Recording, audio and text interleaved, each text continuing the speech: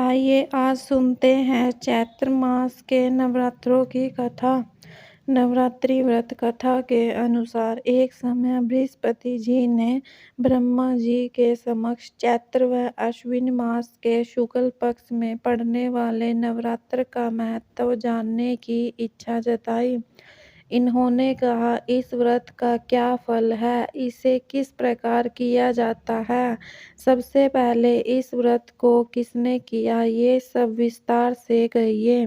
बृहस्पति जी के प्रश्नों का जवाब देते हुए ब्रह्मा जी ने कहा, हे बृहस्पति, प्राणियों के हित की इच्छा से तुमने बहुत अच्छा प्रश्न किया है।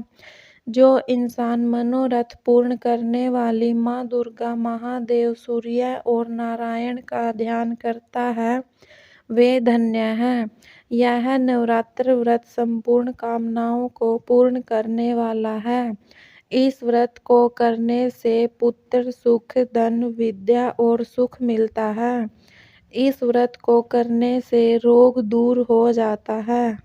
घर में समृद्धि की वृद्धि होती है। बंध्या को पुत्र प्राप्त होता है।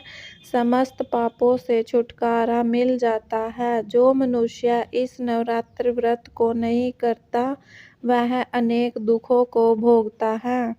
यदि व्रत करने वाला मनुष्य सारे दिन का उपवास न कर सके तो एक समय भोजन करे और 10 दिन बांधवों सहित नवरात्र व्रत की कथा का श्रवण करें। हे बृहस्पति, जिसने पहले इस महाव्रत को किया है, वह कथा मैं तुम्हें सुनाता हूँ। ब्रह्मा जी बोले, प्राचीन काल में मनोहर नगर में पीठत नाम का एक अनाथ ब्राह्मण रहता था। वह माँ दुर्गा का भक्त था। उसे संपूर्ण सद्गुणों से युक्त सुमति नाम की एक अत्यंत सुंदर कन्या उत्पन्न हुई। वह कन्या अपने पिता के घर में अपनी सहेलियों के साथ क्रीड़ा करती हुई इस प्रकार बढ़ने लगी, जैसे शुक्ल पक्ष में चंद्रमा की कला बढ़ती है।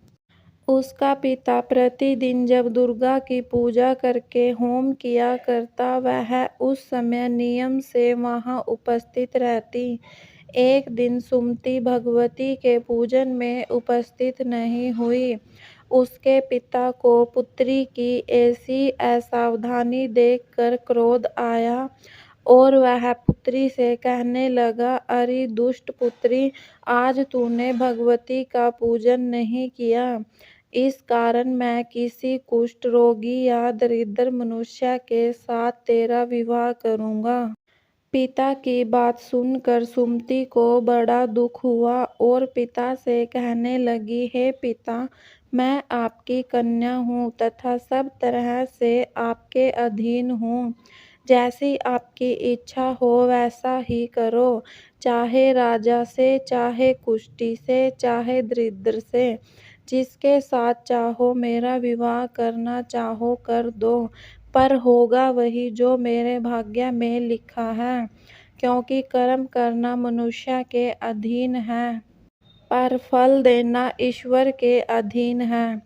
कन्या के निर्भयता से कहे हुए वचन सुन उस ब्राह्मण ने क्रोधित हो अपनी कन्या का विवाह एक कुष्ठी के साथ कर दिया और अत्यंत क्रोधित हो पुत्री से कहने लगा, हे पुत्री, अपने कर्म का फल भोगो। देखो भाग्य के भरोसे रहकर क्या करती हो।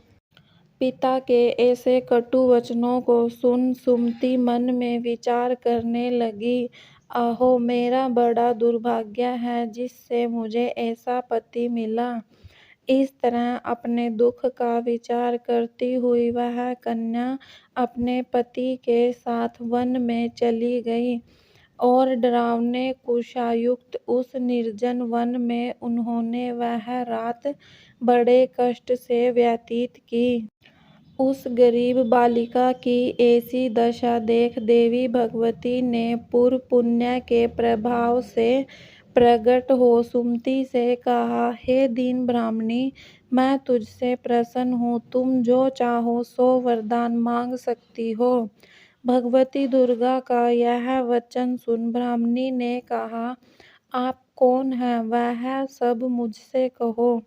ब्राह्मणी का ऐसा वचन सुन देवी ने कहा कि मैं आदि शक्ति भगवती हूँ और मैं ही ब्रह्मा विद्या व सरस्वती हूँ। प्रसन्न होने पर मैं प्राणियों का दुख दूर कर उनको सुख प्रदान करती हूँ। हे ब्राह्मणी, मैं तुझ पर तेरे पूर्व जन्म के पुण्य के प्रभाव से प्रसन्न हूँ। तुम्हारे पूर्व जन्म का वृतांत सुनाती हूँ, सुनो। तू पूर्व जन्म में निषाद की स्त्री थी और अति पतिव्रता थी। एक दिन तेरे पति निषाद ने चोरी की। चोरी करने के कारण तुम दोनों को सिपाहियों ने पकड़ लिया और जेल खाने में कैद कर दिया। उन लोगों ने तुझको और तेरे पति को भोजन भी नहीं दिया। इस प्रकार नवरात्र के दिनों में तुमने न तो कुछ खाया और न जल ही पिया। इस प्रकार 9 दिन तक नवरात्र का व्रत हो गया। हे ब्राह्मणी, उन दिनों में जो व्रत हुआ, इस व्रत के प्रभाव से प्रसन्न होकर मैं तुझे मनोवांछित वर देती हूँ। तुम्हारी जो इच्छा हो सो मांगो। इस प्रकार दुर्गा के वचन सुन ब्राह्मणी बोली, अगर आप मुझ पर प्रसन्न हैं तो हे दुर्गे, मैं आपको प्रणाम करती हूँ। कृपया करके मेरे पति का कोढ़ दूर करो। देवी ने कहा, उन दिनों तुमने जो व्रत किया था, उस व्रत का एक दिन का पुण्य पति का कोढ़ दूर करने के लिए अर्पित करो। उस पुण्य के प्रभाव से तेरा पति ठीक हो जाएगा। इस प्रकार देवी के वचन सुन वह ब्राह्मणी प्रसन्न हुई और पति को निरोग करने की इच्छा से जब उसने तथास्तु कहा, ऐसा वचन सुन तब उसके पति का शरीर भगवती दुर्गा की कृपा से कुष्ठ रोग से रहित हो गया। वह ब्राह्मणी पति को देख देवी की स्तुति करने लगी। हे दुर्गे, आप दुर्गति को दूर करने वाली, तीनों लोकों का संताप हरने वाली, समस्त दुखों को दूर करने वाली, रोगी मनुष्य को निरोग करने वाली, प्रसन्न हो मनोवांछित वर देने वाली और दुष्टों का नाश करने वाली जगत की माता हो।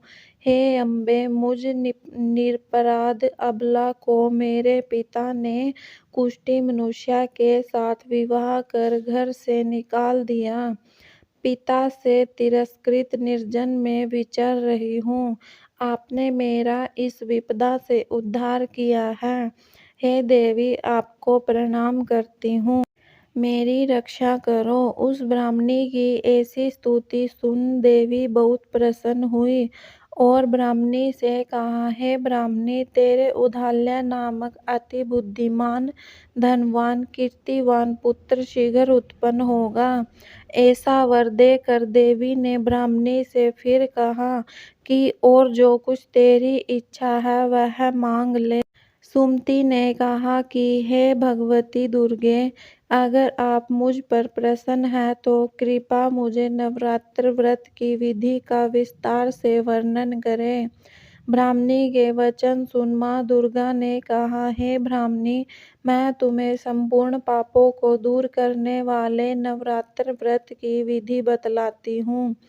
चैत्र मास के शुक्ल पक्ष की प्रतिपदा से लेकर 9 दिन तक व्रत करें। यदि दिन भर का व्रत न कर सके तो एक समय भोजन करें। शुभ मुहूर्त में घट स्थापन करें और वाटिका बनाकर उसको प्रतिदिन जल से सींचें। महाकाली, महालक्ष्मी और महासरस्वती की मूर्तियां स्थापित कर उनकी विधि सहित पूजा करें। बिजोरा के फल से अर्घ्य देने से रूप की प्राप्ति होती है। जायफल से अर्घ्य देने पर कीर्ति, दाख से कार्य की सिद्धि होती है। आंवले से सुख की प्राप्ति और केले से अर्घ्य देने से आभूषणों की प्राप्ति होती है। इस प्रकार पुष्पों व फलों से अर्घ्य देकर व्रत समाप्त होने पर 9वें दिन विधि विधान हवन करें। खांड, घी, गेहूँ, शहद, जौ, तिल, बिल्व, नारियल, दाख और कदम्ब जैसी विभिन्न सामग्रियों से हवन करें।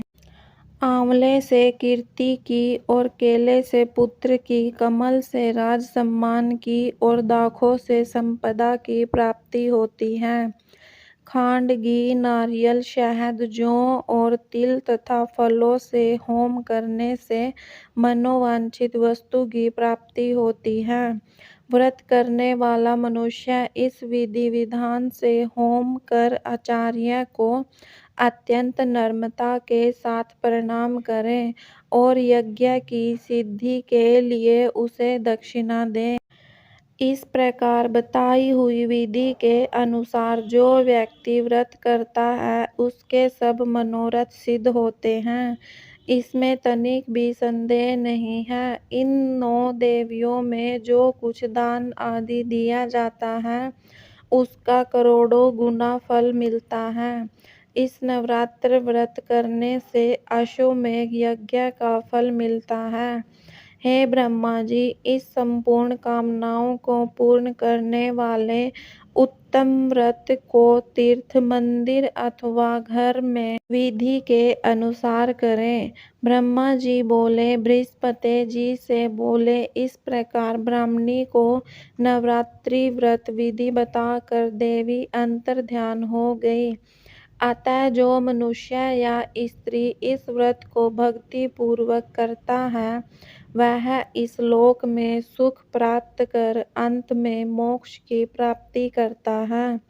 ब्रह्मा जी बृहस्पति जी से कहते हैं कि यह इस दुर्लभ व्रत का महात्म्य है जो मैंने तुम्हें बताया है। ऐसा सुन बृहस्पति जी आनंद से प्रफुल्लित हो गए और कहने लगे कि हे ब्राह्मण, आपने मुझ पर अति कृपा की जो मुझे इस व्रत का महत्व सुनाया।